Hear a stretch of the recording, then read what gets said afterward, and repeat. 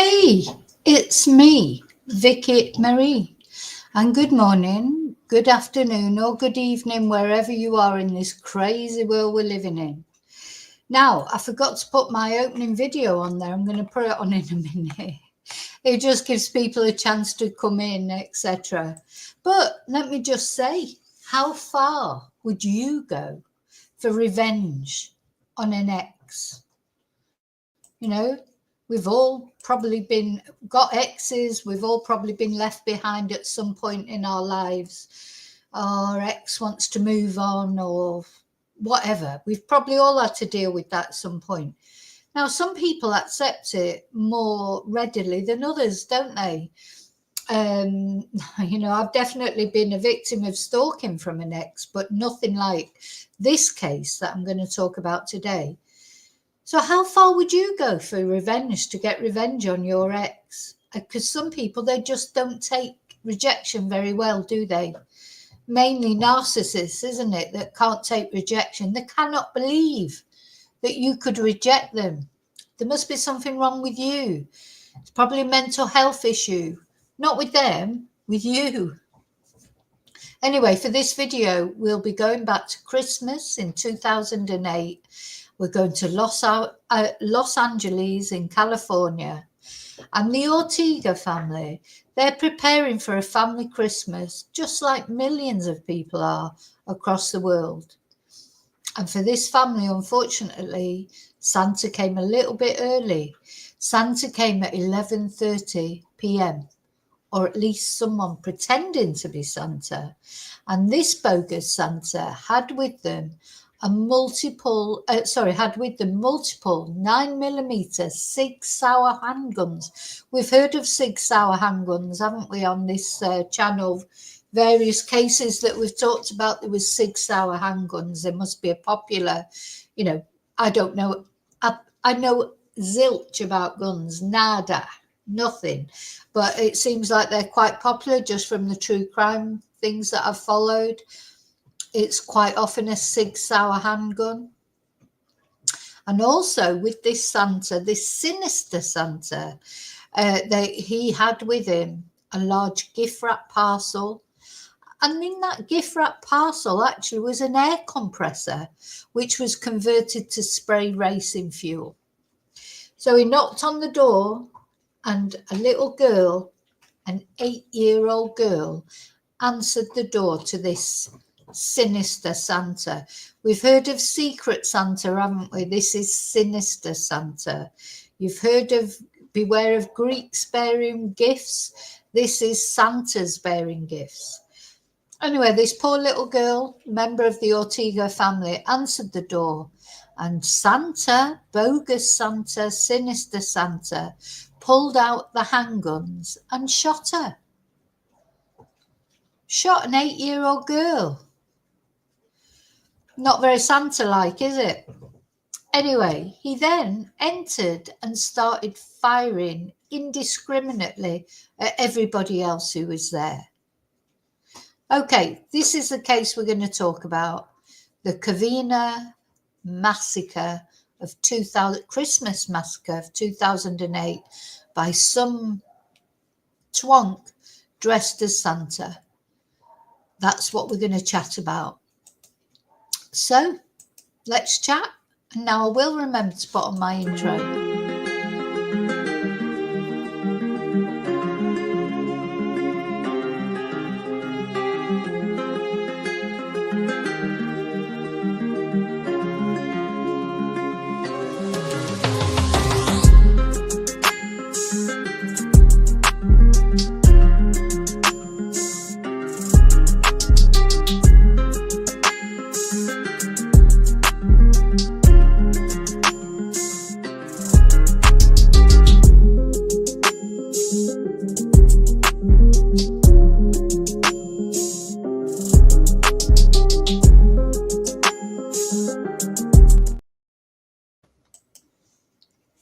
Okay, so yeah, this was in 2008, so it's quite a few years ago. That doesn't make it any less difficult for the families of the victims. Doesn't make it any less difficult for the survivors, because there were survivors of this massacre. I'm going to talk about that as well. So first of all, what I want to say is thank you to all you lovely people out there, all of you that watch my videos, press like, that care about these cases as much as I do, care about these victims. I want to say thank you for leaving your DNA on the like button. I want you to say thank you for becoming a subscriber. If you're not a subscriber, please consider it. It's free. I want to say a special thank you, of course, to my members. And my members, I have sent them, anyone who requested it, their Christmas gifts have been sent. And if they're not received yet, they'll be received shortly. Thank you so much. I really appreciate you being a members. Don't forget that tonight is Members Live as well. Carry on chatting, Members Live stream. Exclusive members stream. What else do I want to say? Thank you for everyone who PayPals me or has sent me a super sticker or bought me a Ko-fi. Means more to me than you know, not only financially, but just for the moral support that gives, that somebody cares enough about my channel, enjoys my channel enough to do that. Thank you so much. What else? So I'm going to put off the banner now. I had the banner on. I often normally forget to put the banner on, but anyway, that's just there to remind me what to say thank you for. So as we're coming up to Christmas now, the next mission that I'm going to ask everyone for, if you would, send me all your Christmas photos. When I say Christmas photos, I don't mean, you know, dox yourself and send me all pictures of your family. I mean pictures of your Christmas tree, your presents, your Christmas jumper, especially if you're wearing a Christmas jumper. Please send me a photo of it. I won't be showing your face, don't worry. Anything Christmassy, because when I do my special Christmas video, I want to include all that. I've got one of my Christmas jumpers on today. I'll probably be wearing this because if you may know, my washing machine has broken down. So my other Christmas jumper, I've got two Christmas jumpers. This is last year's, and I bought one this year, and I put it in the wash. And of course, my washing machine broke down. So I won't be able to wear that just yet. Luckily for me, I've got quite a few clothes that I can wear. So anyway, to cut a long story short, washing machine gate, it is sorted. It couldn't be repaired. I've had to order a new washing machine, which because I'm very lucky and I've got a friend who has a shop that sells washing machines and a Euronics shop. She's very good. Hopefully it'll come tomorrow, if not Wednesday at the latest. I've got to put a deposit down, obviously, and then I'll pay it off bit by bit, because, you know, she's just good like that. She lets me do that. So thank you, God, that I've got someone who can do that, because your washing machine breaking down just before Christmas is not good. But do you know what? Imagine the sort of Christmases some people are having. That's not the worst thing that's ever happened to me at Christmas, as you'll know if you have read my book, or if you've just received it. So we're counting our blessings. Washing machines are important, don't get me wrong, but they're not as important as other things. Okay, so I'm going to light the candle. I had to cut this candle down because do you know these candles, they get to a point where you can't actually, you know, of course my thumb's hurting from messing about with the washing machine. They get to a point where you can't reach. Burnt my thumb again. Anyway, I cut it down so that I could reach it. I'm lighting this candle for all the victims of this Covina massacre that we're going to look at today. They're all up there in the top right hand corner, but not only for them, but also for all of us. All of us need a candle lighting for us sometimes. Some people will say to me, oh, thank you for lighting a candle. It's not much in a way. It's not, you know, we can't change the world. We can't always help people. in a physical way, but we can give them some moral support. Moral support sometimes is just what people need, just to think that somebody is thinking of them somewhere, or they're not alone in the problems that they're going through. So when we light the candle, it's not only for the victims of the cases that we're talking about, it is for anyone who is lost physically, mentally, struggling with mental health, physical health, struggling with financial problems, relationship problems, family problems, bereavement. You know, there's so many things. You know, this life, it's a hard journey sometimes. Bad things happen. It's all part of the rich tapestry of life, as they say. And every morning when you wake up, if you're breathing, really, you're winning. But sometimes you just need a bit of TLC, a bit of positive energy going out to you. So the candle is for all of us, but of course, especially for the victims of the case that we're going to talk about today. There are 9 victims. 9 people died on that Christmas Eve in 2008. In fact, 10 people died, but 9 victims, you would say. The other person was the twonk who murdered these 9 people. So I've got an actual script for this. So if I sometimes look like I'm looking down, it's because I put it all together in a script so that I wouldn't forget the details, etc.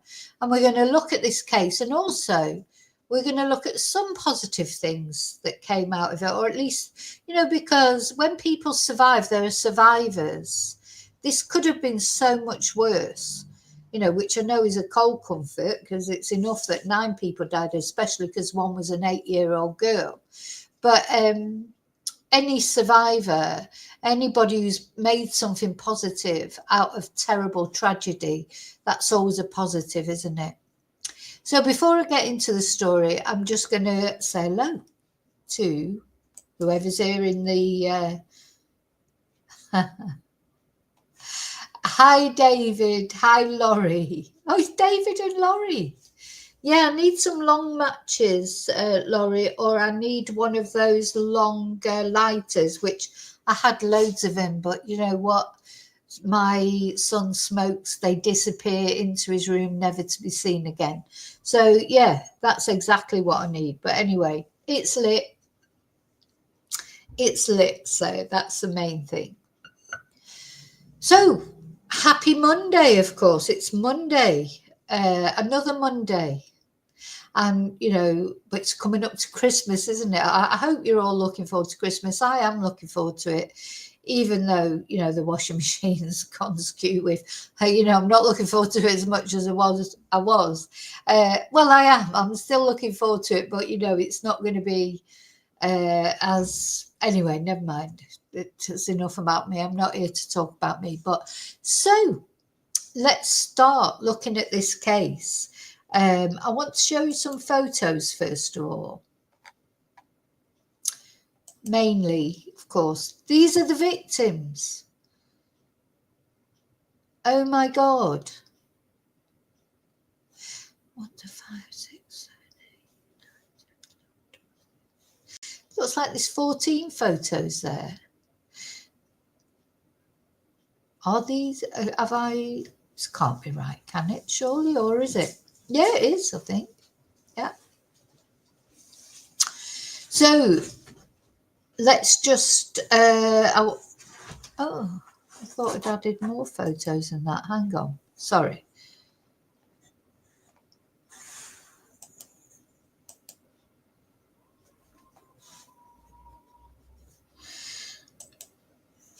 These are 2 of the victims.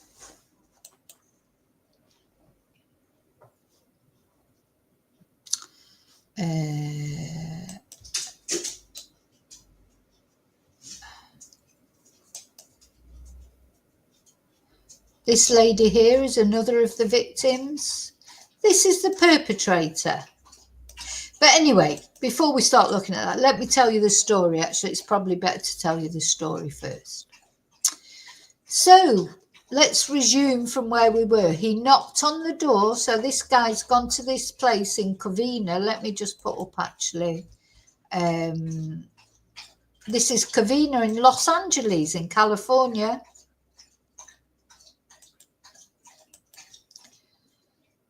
Where is it?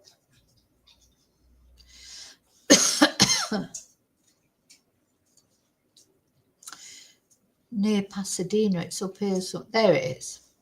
So here it is, Covina, not that far from Los Angeles. You know, the more that I do crimes in America, and as I've said many times, I'm not brilliant with geography, not of the UK or even Spain, never mind America, but I have learned a lot about the geography of America. But the more you look at it, you just think, God, it's massive, isn't it? It's massive. You know, it's a massive country. So you got Los Angeles. We've been to Los Angeles a few times for different crimes. Long Beach, of course, that's where the recent sort of, when is his trial actually? Rex, whatever his name is, his trial will be coming up. You know, we've been to Los Angeles and this area a few times, but now we're in Covina, which is sort of on the outskirts, isn't it, by the look of it, of Los Angeles. Many of these names of these places around I've heard of for various reasons. Santa Clarita, there's, isn't there a series about a vampire or something from Santa Clarita? The Santa Clarita Diet, is it, or something? San Bernardino, I say Long Beach, Manhattan Beach, etc., Malibu. These are all places that are familiar to us. But if you look sort of, oh, let me go. Yeah. You know, if you look at America, I mean, it bloody is huge. It's absolutely huge. Massive. You know, Great Britain would probably just fit into Florida type area. You know, it's like massive. Very, very big country. And of course, each state has got its own sort of culture, norms, rules, you know, etc. So it's actually very interesting, isn't it, when you look at the different states, how many there are, how different they are, etc. Sorry, I'm sort of sidetracking a little bit. But we're in Covina near Los Angeles. Let me go back to where we were. Yeah. Ooh.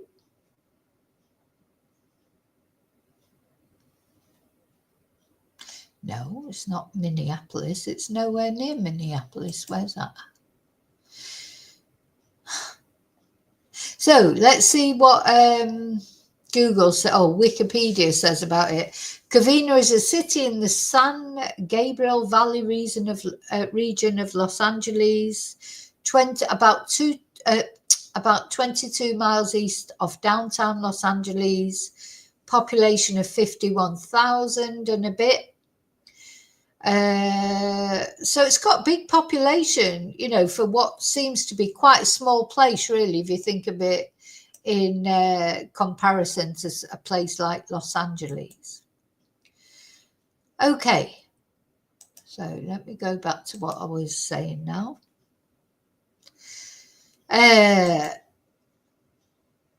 So this guy has turned up at this family's address where they're sort of just getting ready to celebrate Christmas on Christmas Eve 2008. And this guy turns up dressed as Santa. And he's got these handguns with him and a rolling air compressor converted to spray racing fuel. So the first thing he does is shoots this little girl who's only 8 years old. And then he pulls out his handguns and starts indiscriminately he shoots her and then he starts shooting everyone. And they start trying to run away and escape.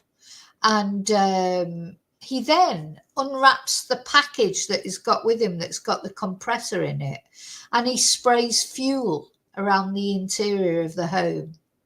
Now, it's believed that he intended to ignite, you know, he intended to spray that fuel around and then ignite it with a flare. But because there was already an open flame in the house for some reason, there was an explosion. And this was good for other people. I mean, not for that family who were there, because some of them died because of the fire, but he was going to shoot them anyway, to be fair. But it was good as a result is he got injured himself, because the fire sort of went out of control. It wasn't intended to go out of control. He was supposed to, be in control of the whole situation. But because the house set on fire, he received third-degree burns himself. And I think that, personally, and that's what the police think, is that's what stopped him following through with other plans that he had to kill other people. Anyway, one of the survivors from the actual initial sort of massacre at the house got to a neighbour's house where she called police, and she knew who Santa really was. And Santa really was Bruce Jeffrey Pardo, who was 45 years old. And that is him on this photo here over on the right.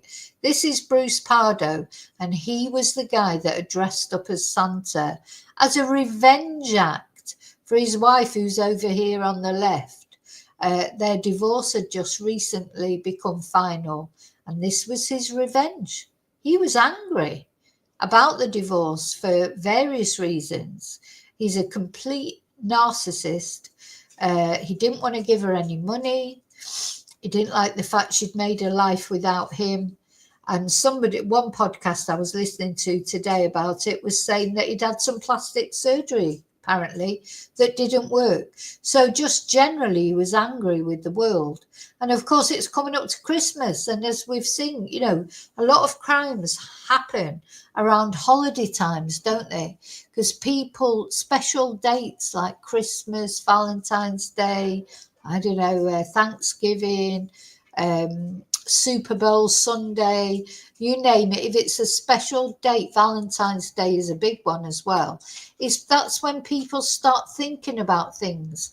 Dates provoke, any serial killer profiler will tell you that quite often with serial killers, crimes happen around their birthday or some sort of anniversary in their life. It might be the anniversary that their parents died, or that they split up from their partner, or, it'd be some special day in that particular person's life that makes them think about murder for whatever reason. Come back to the chat, make sure you're okay. Hi, Tracy.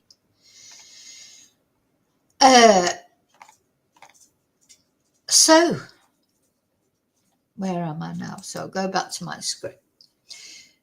So that's him, Bruce Jeffrey Pardo, 45 years old. And that property in Covina that he went in and sort of massacred the people and then set fire to it. Though I think, as I say, he was planning to set fire to it, but it happened without his control. So he actually got injured in the fire. But that was his former in-laws' property. So he knew they were all meeting up there. His in-laws, his ex-wife, her new partner, family, her siblings, etc. So his divorce, which had only been finalised 1 week before the killings, was determined to be the main factor in why he decided to kill his ex-wife and her relatives. And seems like he had a detailed escape planned that was just totally cocked up by the fact the fire got out of control. He'd rented multiple vehicles. He'd parked one near the house of his ex-wife's divorce attorney. So there was a vehicle waiting outside the property of his ex-wife's divorce lawyer. So he was obviously planning to go there and then escape in this vehicle. And it was full of supplies. When the police found this vehicle, it was full of supplies and maps of the Southwest and Mexico. So it seems to me he was probably planning on killing his ex-wife's solicitor. He was lucky, wasn't he? And then escape over the border to Mexico. So, yeah, I think, that attorney, he had a lucky escape, because if Bruce Pardo wouldn't have been injured in the fire, that would have been his next stop, wouldn't it? He meant business. This guy meant business. He meant to kill as many people. He had probably a list of people that he had resentment towards, and the attorney was probably on it, because he'd also made plans to visit a friend in Iowa, and he'd purchased a Christmas morning plane ticket to go from Los Angeles to Illinois, to Moline in Illinois. So in my opinion, that friend had a lucky escape as well. Now, we don't know if he was planning to kill his friend or not, but he was planning to use his friend as somewhere to stay. He had cash strapped to his body.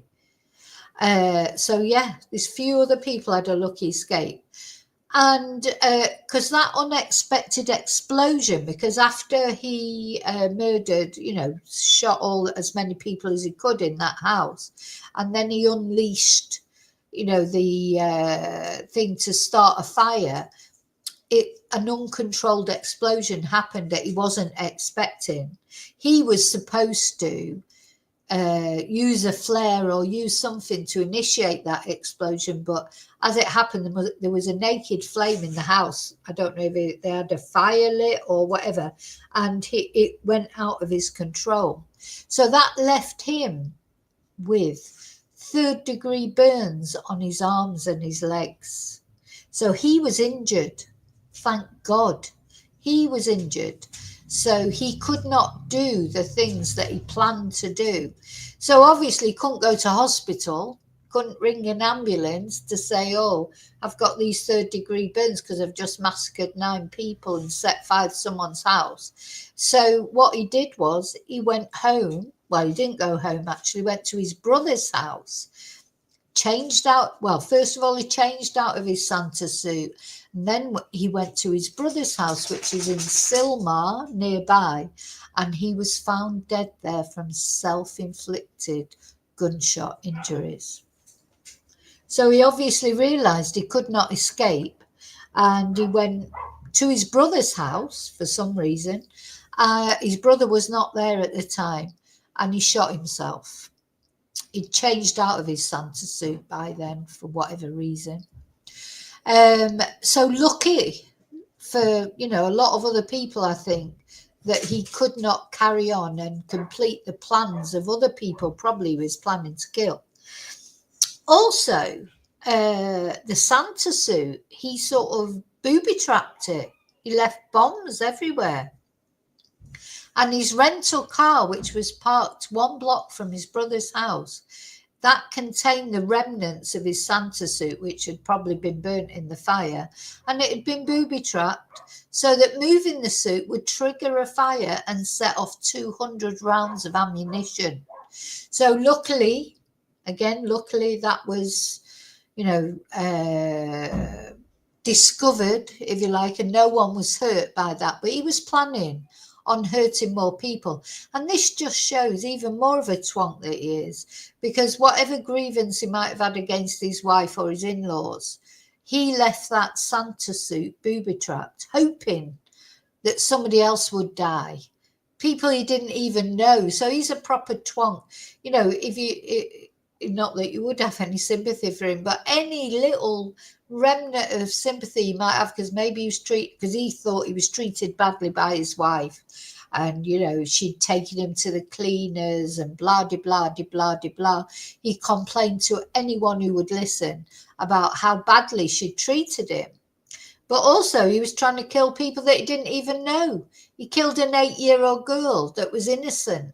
He was nothing to do with anything anybody had done to him. The only thing it's to do with is that he is a really nasty piece of work, isn't it? So, yeah, luckily nobody else was hurt. And in his house in Montrose, police recovered 5 empty boxes for semi-automatic handguns. 5. 2 shotguns and a container for high-octane fuel tank gasoline. And they also found in his home a virtual bomb-making factory, what was described as a virtual bomb-making factory. So this guy is a dangerous guy. Anyway, we're going to talk about the victims now. Now, I'm just going to give you the names first of all, but I have got an article that I want to read to you that gives out more details about the victims. I want to talk about them because they're what's important. The lives that he stole, you know, the people whose lives he took. We need to know about them, not just about him. But names-wise, the victims were, well, there were 3 injured victims, but the actual victims who died were Sylvia Ortega Pardo, who's 43 years old, and she was his ex-wife. Alicia Sotomayor Ortega, who was 70 years old, and that was his mother-in-law. Joseph S. Ortega, age 79, his father-in-law. Charles Ortega, age 50, his brother-in-law, and his wife, Sherry Lynn Ortega, 45, his sister-in-law. James Ortega, age 52, his brother-in-law. Teresa Ortega, age 52, his sister-in-law. Alicia Ortega Ortiz, age 46, sister-in-law. Michael Andre Ortiz, age 17, nephew. And then, of course, there was his niece. So the motivation was thought to be financial, marital, you know, the result of the divorce, etc. So he met his wife, Sylvia Pardo, in 2004. Now, bear in mind, this happened in 2008. So they got married in 2006. So 2 years after they met, he married Sylvia. But their marriage quickly fell apart, apparently. Within the first year, it fell apart because he refused to open a joint bank account with Sylvia. So he's very money orientated, isn't he? He expected his wife to use her own finances to take care of her own 3 children, because she had 3 children already. So, you know, he didn't want to contribute, but you know where it's like, you marry someone, if they've got children, you're taking on the children as well, aren't you?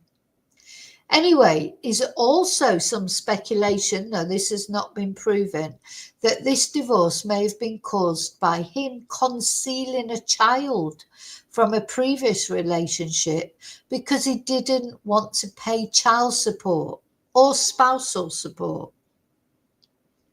In June 2008, I think this was probably a key thing, a divorce court ordered him to pay $1,785 a month in spousal support. And during these divorce proceedings, he confided to a friend that his wife was taking him to the cleaners. Now, we must say he had no previous criminal history of violence or anything. So he had no criminal record. So, you know, this was a complete out of the blue thing for him. And eventually the divorce court suspended the support payments because he lost his job. He was an electrical engineer at a corporation, and the divorce court suspended the support payments due to financial hardship. However, he was required to pay his ex-wife $10,000.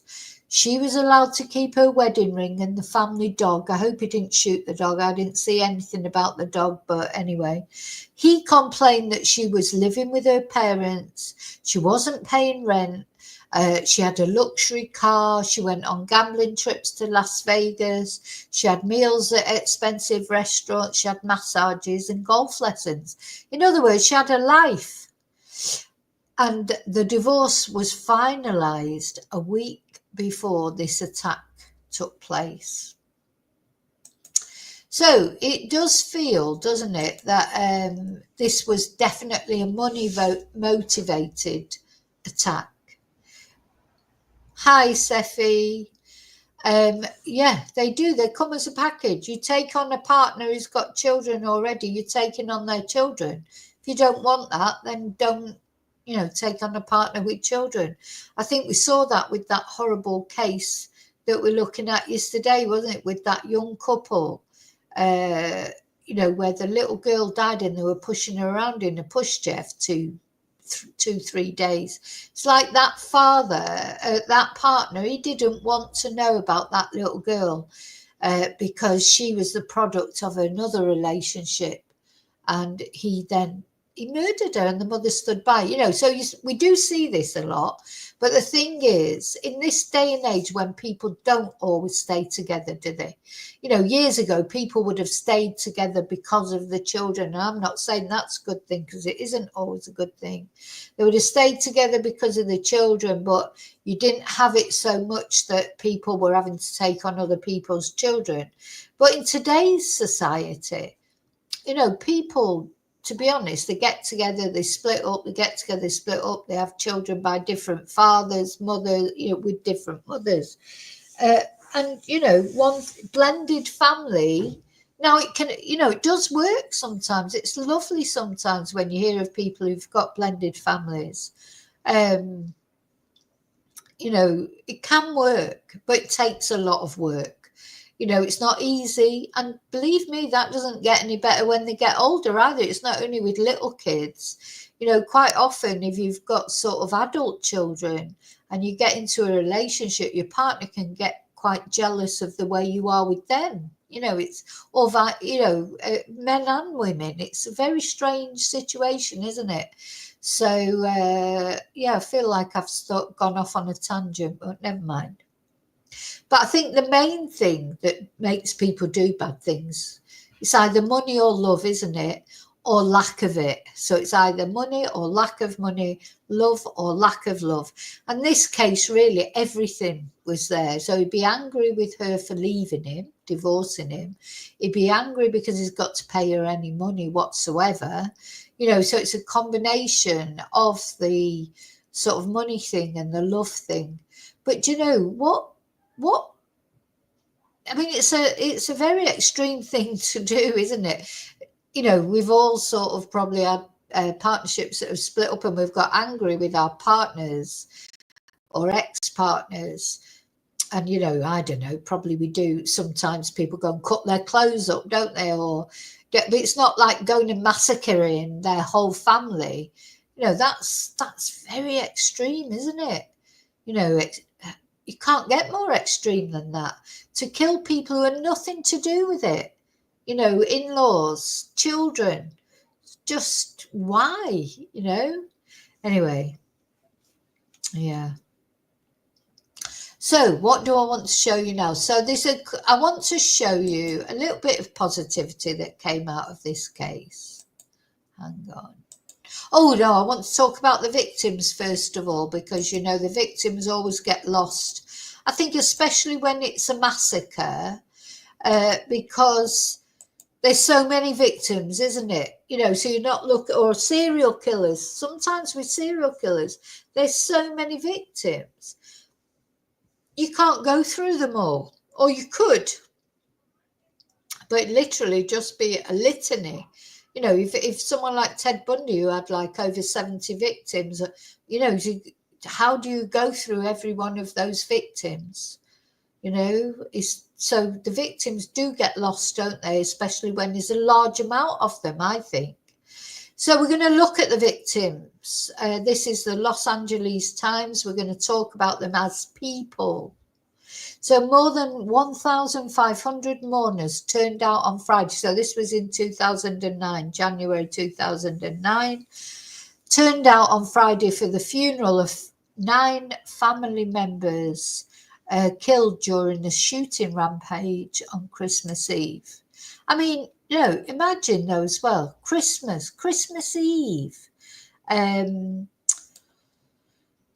Somebody turns up at the door dressed as Santa with a big present. That little girl, my heart breaks for the little girl especially because she'd probably thought, oh, Santa's here, with a present and that. Oh, anyway. So Cardinal Roger Mahoney and Covina Police Chief Kim Rainey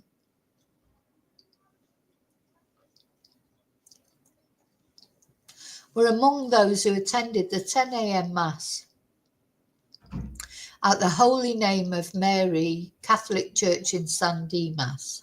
A private funeral service followed at Forest Lawn Memorial Park in Covina. I feel like I've heard of that Forest Lawn Memorial Park before. Did Donald Trump go there and do something ridiculous? Didn't he go there?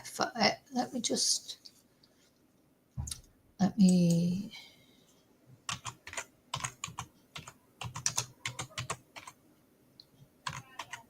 Sorry, it's just bugging me now why it sounds familiar.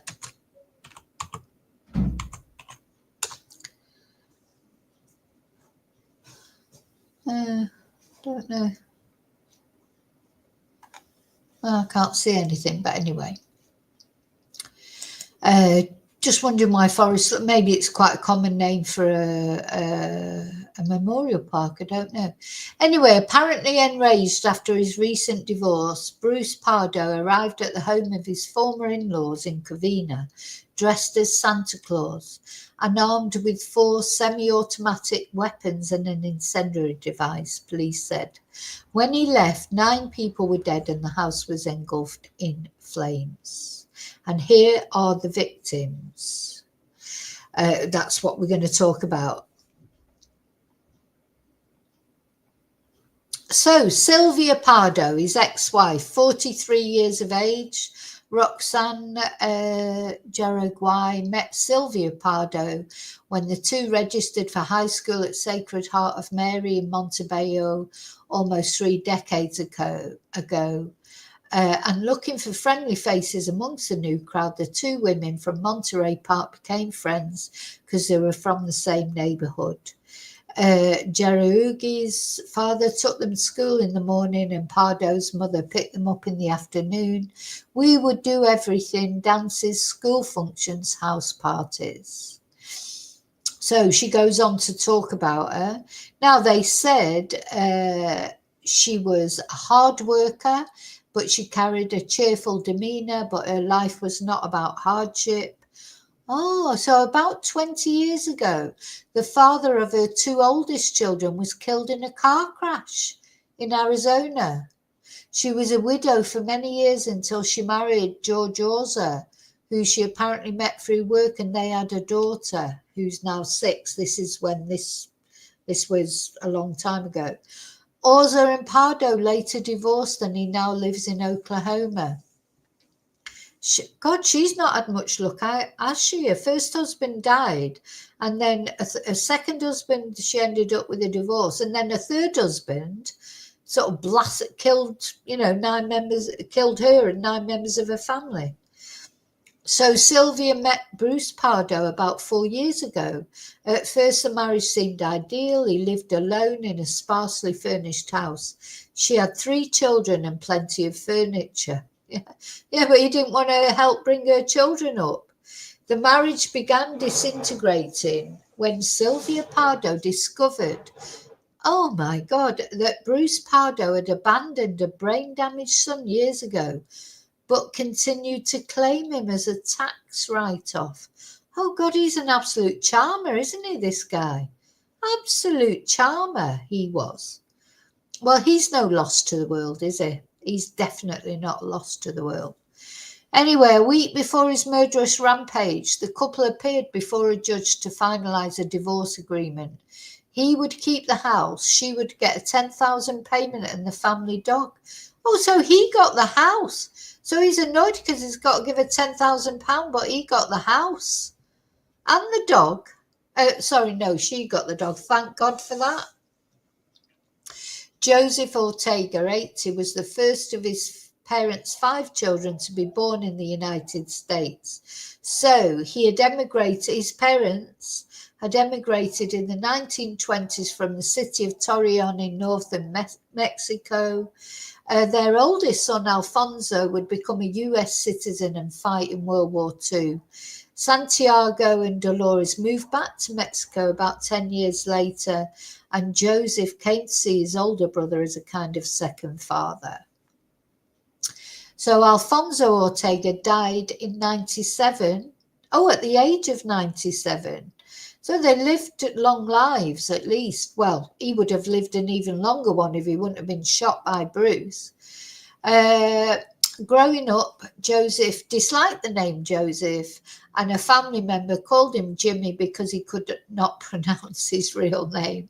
And Ortega took that name as his own, and he would meet his future wife during a visit to see his parents in Torreon in 1955. And then it goes on to talk about them having their first child, etc. He was called Papa Joe. He loved to collect baseball bats and tried to wear a new one every day. He was a fan of popular Mexican singers Javier Solis and Vicente Fernandez, as well as Frank Sinatra and Glenn Miller. He was devoted to his 84-year-old sister Dolores, who still lived in Torreon. And whenever he left after one of his regular visits, he would kiss her and make the same special request: take care of my sister. So another victim was his wife, Alicia. She was 70, and she would pick up the phone and call her 2 sisters. Hola, hola, how are you? I'm sure she didn't say, how are you? She would have probably said, ¿Cómo estáis? Before launching into marathon conversations with her siblings. She cultivated strong ties to her ancestral home. Joseph was 27 when he first spotted Alicia, only 17. Ooh, that's a little bit, 10 years age difference. But of course, it was a different time then, wasn't it? And he said, I'm going to marry her.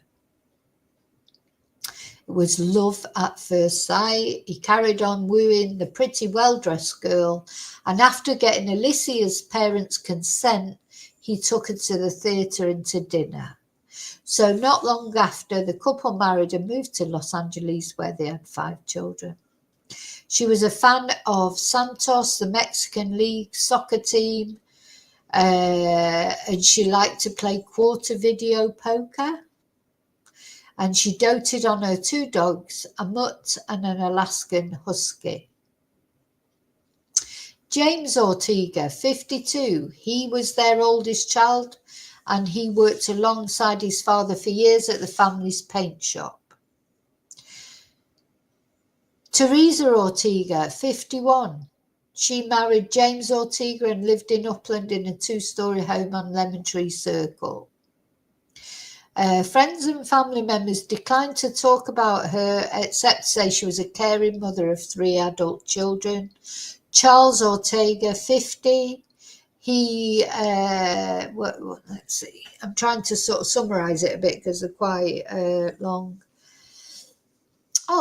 Duran said Charles was always full of energy and recalled how he reacted when he saw one of his family's horses collapse during a race at Santa Anita.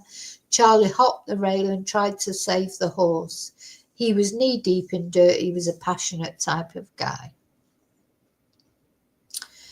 Let's see. Cherie, and then his wife, Cherie Ortega, 45. She was a teacher. And she met him while she was at high school. She would help out at her husband's paint shop, but she lived for her 5 children and a tight-knit family life. Alicia Ortiz, 46, who had 3 children who spoke perfect Spanish. She was very strict. She educated her children well. She wanted them all to be very good. Michael Ortiz, who was 17, bless him.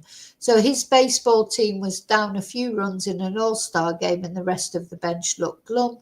Don't sit down, Ortiz told his teammates, trying to fire them up. Get off your butts and play. And they ended up winning the game. So I think they're just trying to say a little bit about each victim. In his free time, Ortiz could be found hanging out with his girlfriend, playing sports and video games, or mixing his own hip-hop beats. But Ortiz's uncle, Bunny Medina of Diamond Bar, said his nephew was already thinking about his future. He was going to make it. He was going to be somebody. So what about the 8-year-old girl? Let me just... They haven't said much about her, have they?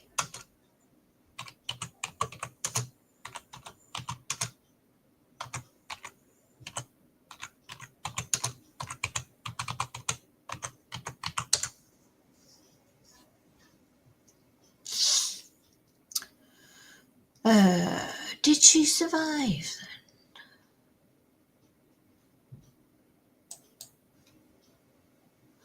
Just wondering if she survived, that 8-year-old girl, because I didn't mention her.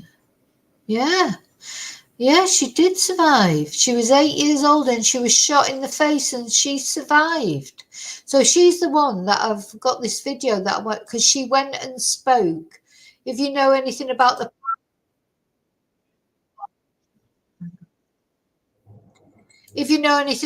Parkland shooting, you know, there's so many shooting events in America, you lose track of them all, don't you? But she went and spoke. Let's see. Yeah. Christmas Eve massacre survivor shares testimony after 9 family members were killed. Leticia, I can't pronounce that surname, I'm sorry. It's better me not even try and pronounce it than try and pronounce it and get it wrong. But she faced a horrible tragedy in 2008. I hadn't realised that little girl survived. 8 years old, and she was shot in the face and she survived. Oh my God, that's brilliant.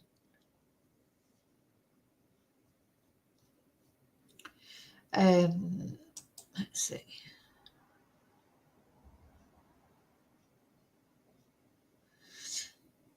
Well, it says she can't be an online. Wait. Online comedian Christina Kuzmic is more known for her funny videos on parenting. The mum's aim is to bring humour and a new perspective to situations that normally might bring frustration. Stepping outside of her normal videos pattern, she asked her friend Leticia to share her experience and how she has moved forward from the tragedy.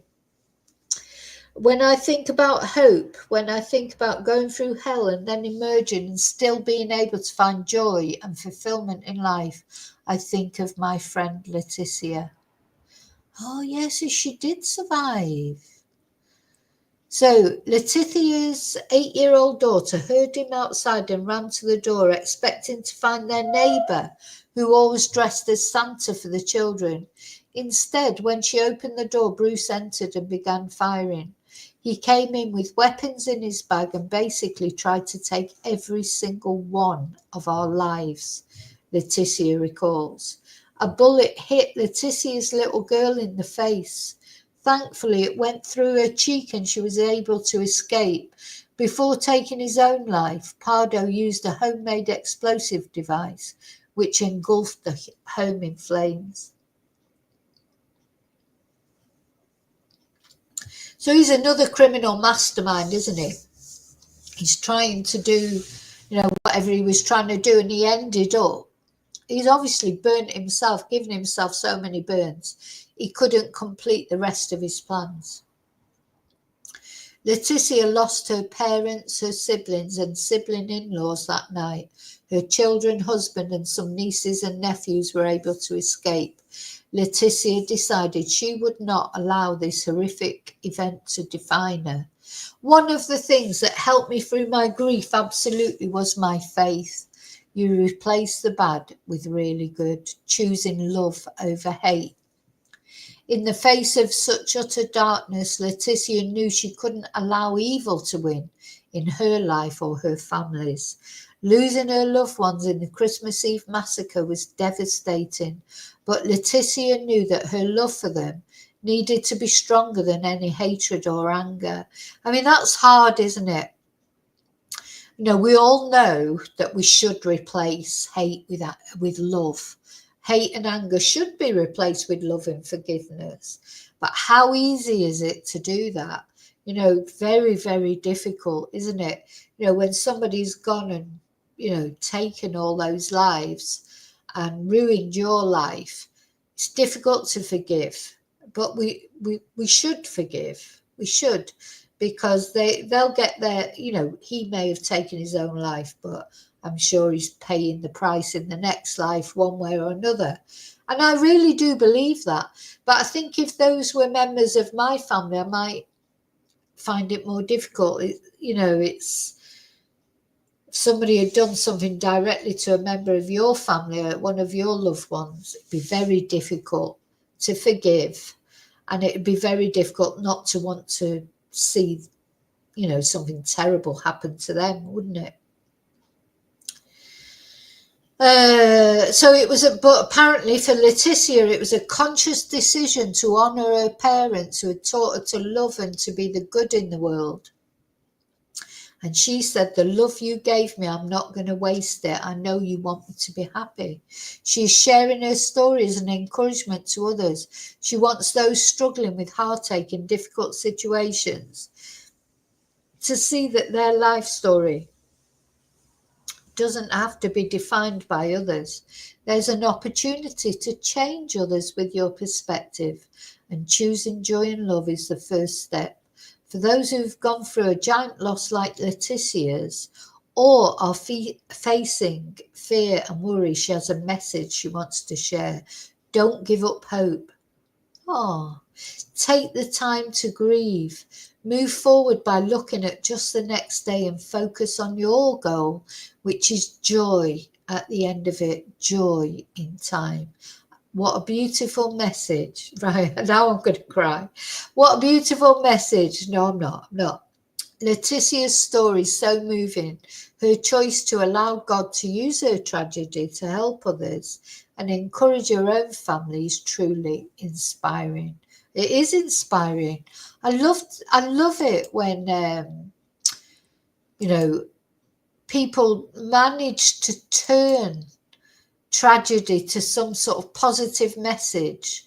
You know, it's incredible, isn't it, really? Now, I thought I did have a video of someone talking about, let's see. I did, and it's disappeared, but I'll find it again.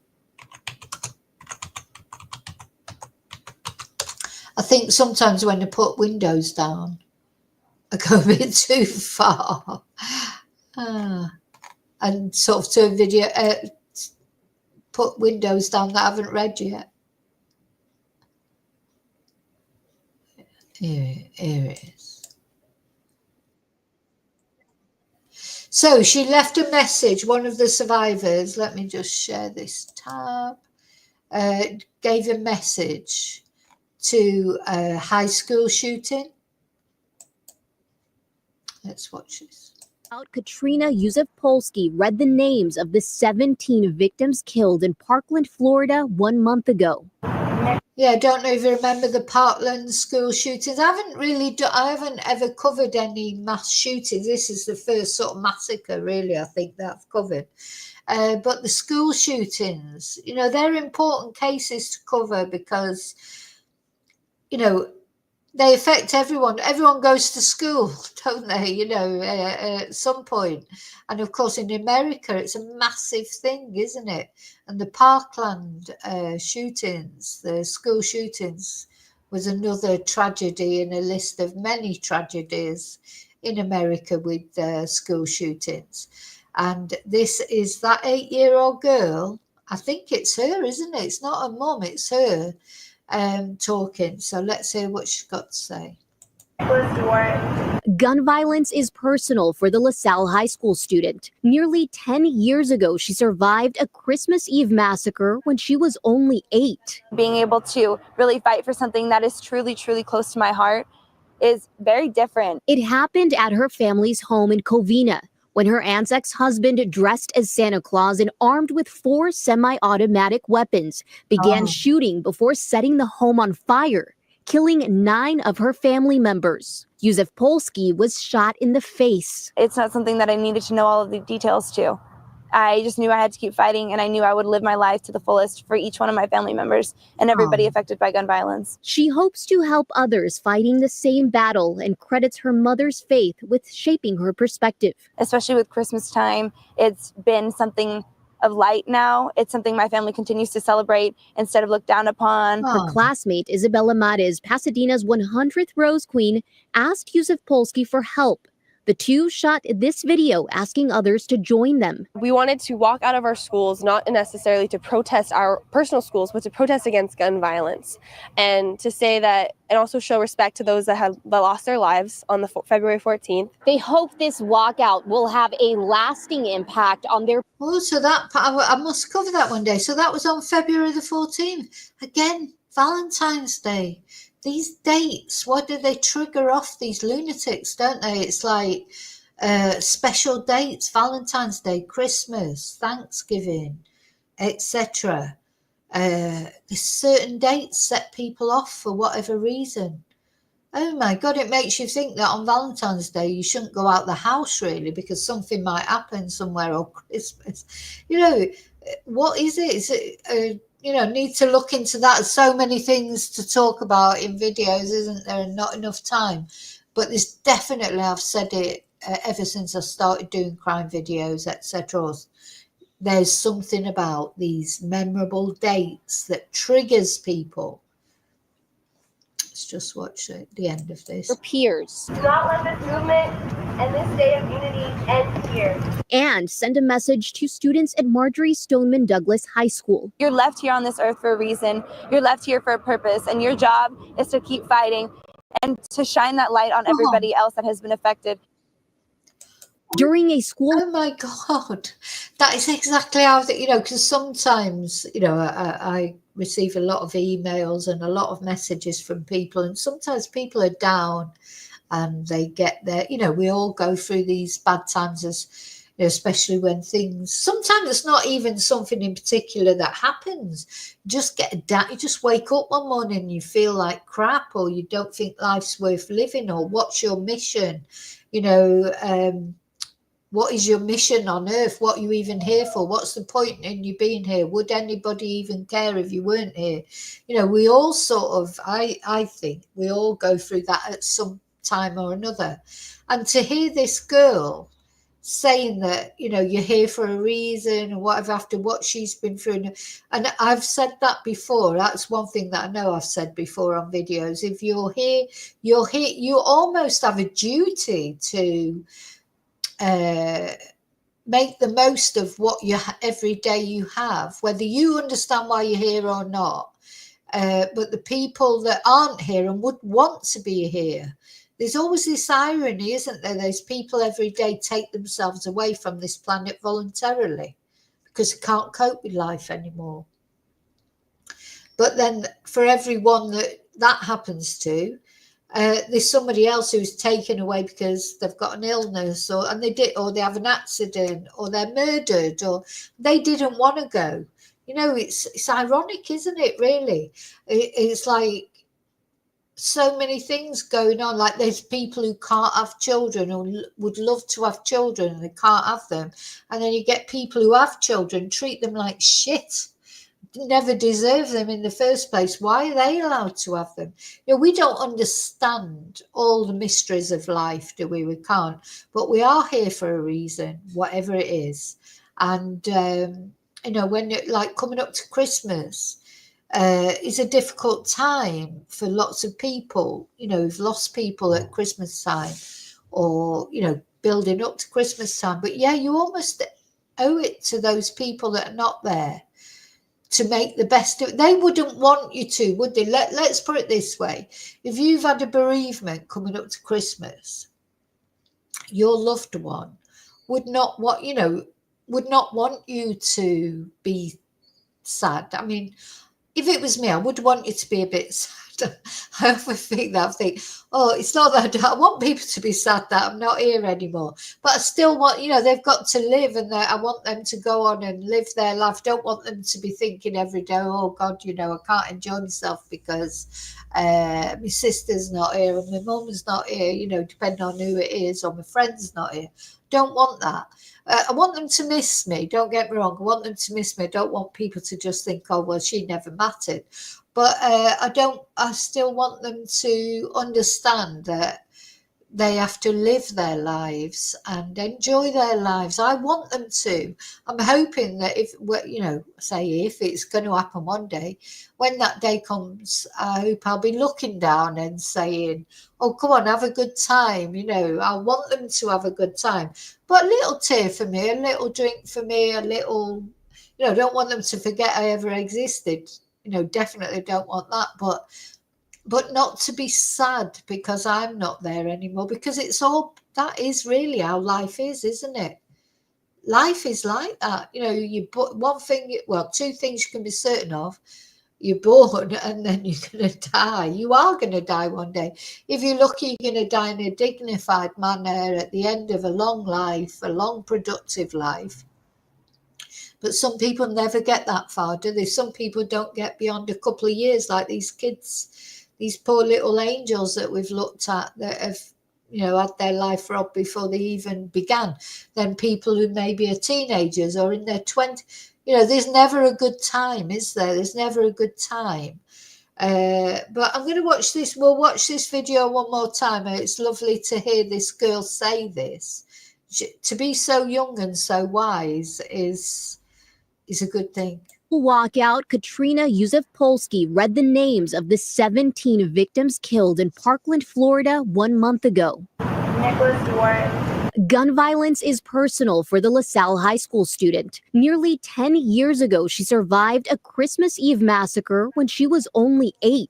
Being able to really fight for something that is truly, truly close to my heart is very different. It happened at her family's home in Covina, when her aunt's ex-husband, dressed as Santa Claus and armed with 4 semi-automatic weapons, began shooting before setting the home on fire, killing 9 of her family members. Yusuf-Polsky was shot in the face. It's not something that I needed to know all of the details to. I just knew I had to keep fighting, and I knew I would live my life to the fullest for each one of my family members and everybody affected by gun violence. She hopes to help others fighting the same battle and credits her mother's faith with shaping her perspective. Especially with Christmas time, it's been something of light now. It's something my family continues to celebrate instead of look down upon. Her classmate, Isabella Mares, Pasadena's 100th Rose Queen, asked Yusuf-Polsky for help. The two shot this video asking others to join them. We wanted to walk out of our schools, not necessarily to protest our personal schools, but to protest against gun violence, and to say that, and also show respect to those that lost their lives on the February 14th. They hope this walkout will have a lasting impact on their peers. Do not let this movement and this day of unity end here. And send a message to students at Marjorie Stoneman Douglas High School. You're left here on this earth for a reason. You're left here for a purpose, and your job is to keep fighting and to shine that light on everybody else that has been affected. Wow. Honestly, this girl, she's special, isn't she? Special. Yeah, so there you go. I'm not going to whinge about my washing machine. Do you know, when my new washing machine arrives, I'm going to do loads of washing every day just because I'll be so, and I'm not joking here. Even things like a washing machine, we take for granted, don't we? We take so much for granted, and you only realise when something happens to it, just silly thing like that.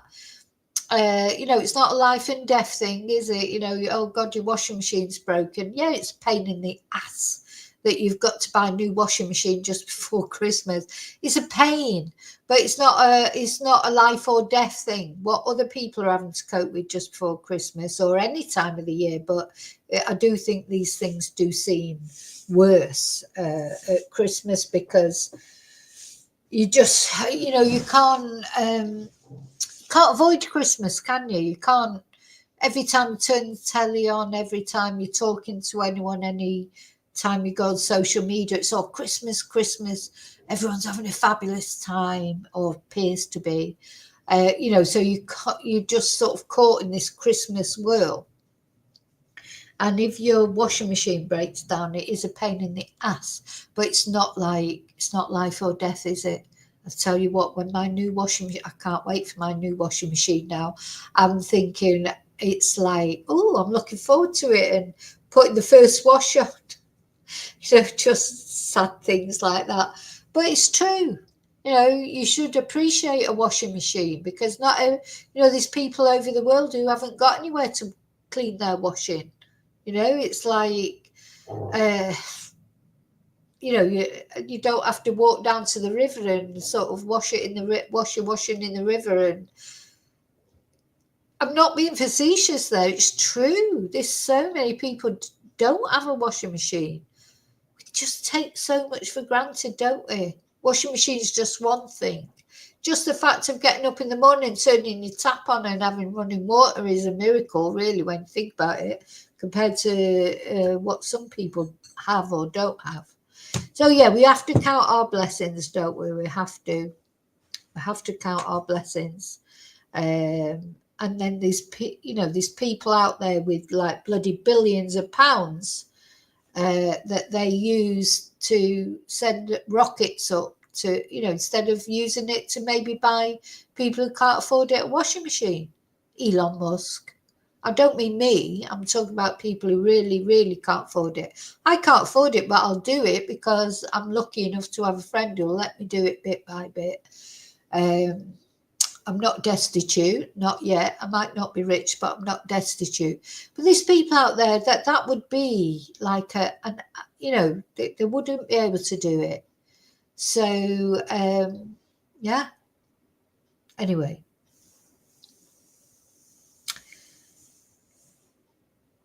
What, David? There's a foam cube under the drum.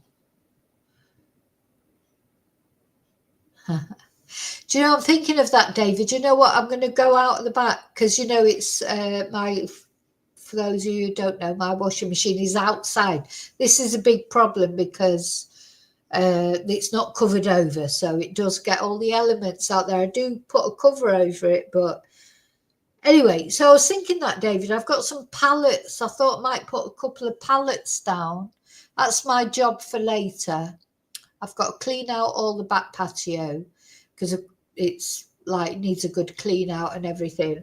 They're going to take that away. I mean, I was thinking of putting I've got a couple of pallets, and I thought if I put it on top of, would I be able to do that?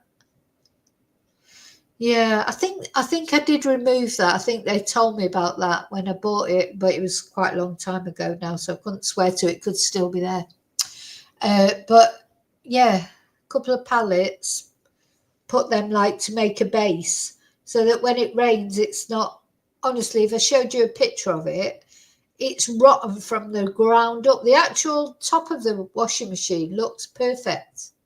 There's nothing wrong with it. But the bottom bit whenever it rains or whatever and it's got wet and it's all rusty and the doors come away, it's had it really in that sense. But yeah, I was thinking about that, maybe put it on a couple of pallets. Okay, so I'm waffling on a bit. Thank you so much for watching. Yeah, I mean, it should last 10 years, really, shouldn't it, a washing machine? It has lasted 6 years. I mean, it's not been that bad. It's been 6 years. I knew I needed to replace it, but I was just hoping to get through to the new year, get Christmas out of the way. But anyway, now I'm just looking forward to my new one. So if you remember, I will see you later. Got the members live tonight. I thought we might just have a chat about all sorts of things. But if there's anything in particular you want to chat about, let me know. I'll see you later. I'll see you during that. And until then, may your God go with you. Thank you so much. Please don't forget to leave your DNA on the like button. Adios. Bye.